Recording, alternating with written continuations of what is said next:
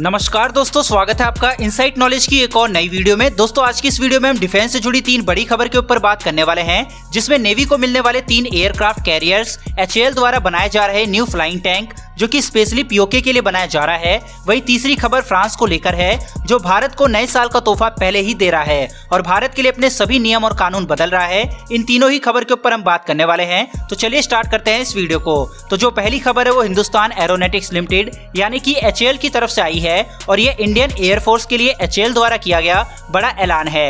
HAL की तरफ से पहली बार एक ऐसे हथियार की घोषणा की गई है जिससे पीओके में आतंकी कैंप वगैरह को पल भर में ध्वस्त किया जा सकता है। अगर HAL ने इसे जल्द ही बना लिया तो हमें अमेरिकी अपाचे हेलीकॉप्टर की भी जरूरत नहीं पड़ने वाली। दरअसल हम बात कर रहे हैं HAL के न्यू फ्लाइंग टैंक यानी कि स्टेल्थ हेलीकॉप्टर की। यह एक ऐसी मशीन है जिसे ना रडार पकड़ पाएंगे, ना ही दुश्मन की मिसाइल ही पकड़ पाएंगी। खबरों के मुताबिक HAL एक ऐसे हेलीकॉप्टर को बनाने जा रहा है जो भविष्य में लड़े जाने वाली जंग का माहौल ही बदल के रख देगा। फिलहाल हमारे पास अपाचे और LCH हेलीकॉप्टर ही मुख्य तौर पर अटैक हेलीकॉप्टर के रूप में इस्तेमाल हो रहे हैं, जहां अपाचे 22 की संख्या में है, वहीं LCH कुल मिलाकर 5 है। जबकि आर्मी के पास सिर्फ रुद्र हेलीकॉप्टर ही मौजूद है जो पूर्ण रूप से अटैक हेलीकॉप्टर की कैटेगरी में भी नहीं आते।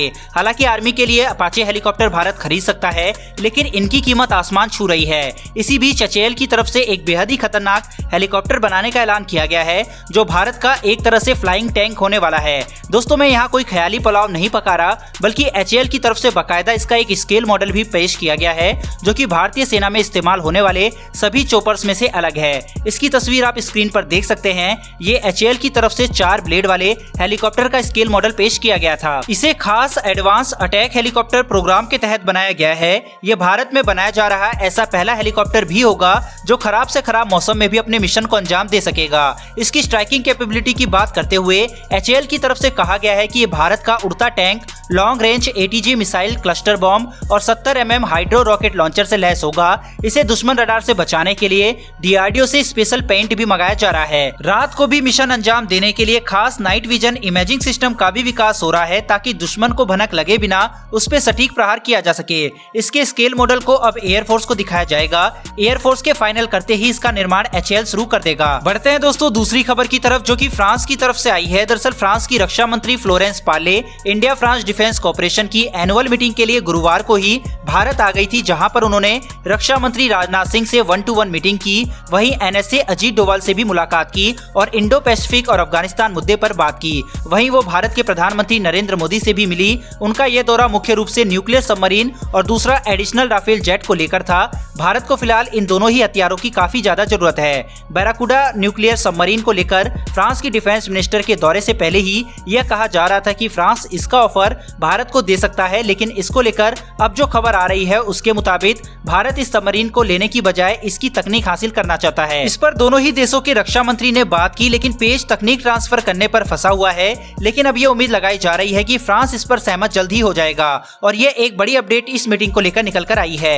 इसके अलावा राफेल जेट को लेकर भी फ्रांस की तरफ से एक कंफर्मेशन दी गई है। दरअसल फ्रांस की डिफेंस मिनिस्टर फ्लोरेंस पार्ले ने एक बड़ा बयान देते हुए ये कहा है कि दुनिया की चौथी सबसे ताकतवर एयरफोर्स हमारे विमानों से संतुष्ट है, हमें इस बात की खुशी है। वहीं उन्होंने आगे कहा कि अगर भारत को जरूरत पड़ती है तो हम राफेल मरीन यानी राफेल M से लेकर सबसे खूंखार राफेल F4 तक भारत को देने के लिए तैयार हैं। F4 मानक वाले राफेल अभी ठीक तरह से फ्रांस में भी शामिल नहीं हुए हैं, लेकिन F4 वाले एडवांस राफेल की डील UAE ने फ्रांस से कर ली है, जिसमें फ्रांस 80 राफेल UAE को सौंपेगा। फ्रांस की तरफ से ये कहा गया है कि ये विमान सिर्फ उसके सहयोगी जैसे कि Britain, Canada, Germany, Italy, UAE जैसे MBD ग्रुप के लिए ही बनाए गए हैं, लेकिन भारत के साथ बढ़ती साझेदारी को देख फ्रांस अपने ही नियम बदलने के लिए तैयार है। इतना ही नहीं, फ्रांस भारत को लाइन ऑफ क्रेडिट भी देने के लिए तैयार है, यानी भारत इनका पेमेंट किस्तों में भी कर सकता है। वही भारत की कोशिश है राफेल को मेक इन इंडिया के तहत बनाया जाए। इसके लिए भी फ्रांस राजी हो सकता है, जिसके बाद फ्रांस को एक बड़ा ऑर्डर भारत की तरफ से दिया जा सकता है, जो कि UAE से भी बड़ी डील हो सकती है। बढ़ते हैं आज की अंतिम खबर की तरफ। जैसा कि आप स्क्रीन पर डिफेंस न्यूज का आर्टिकल देख सकते हैं, इसके मुताबिक रक्षा मंत्रालय की संसदीय स्थायी समिति ने बड़े जोर देते हुए एक बिल पास किया है और कहा है कि मौजूदा स्थिति को देखते हुए नेवी के पास कम से कम 3 एयरक्राफ्ट कैरियर होने चाहिए। एक तरफ चीन अपने कैरियर की क्षमता बढ़ा रहा है, जो कि भारत के लिए एक बड़ा खतरा है, इसलिए भारत अपनी नेवी की ताकत बढ़ाने की तैयारी कर रहा है। इंडियन नेवी को जितनी न्यूक सबमरीन की जरूरत है, उतनी ही एयरक्राफ्ट कैरियर की भी है। एक कैरियर बनने में 5 से 10 10 साल का समय लगता है। इसलिए अगर हमने अभी से तैयारी ना की तो 2030 तक हम चीन से काफी ज्यादा पीछे रह जाएंगे। इसलिए मंत्रालय की तरफ से एक नए कैरियर बनाने की मंजूरी जल्द ही मिल जाएगी। फिलहाल दोस्तों इस वीडियो में इतना ही, फिर मिलेंगे डिफेंस से जुड़ी ऐसी एक नई वीडियो के साथ। धन्यवाद, जय हिंद।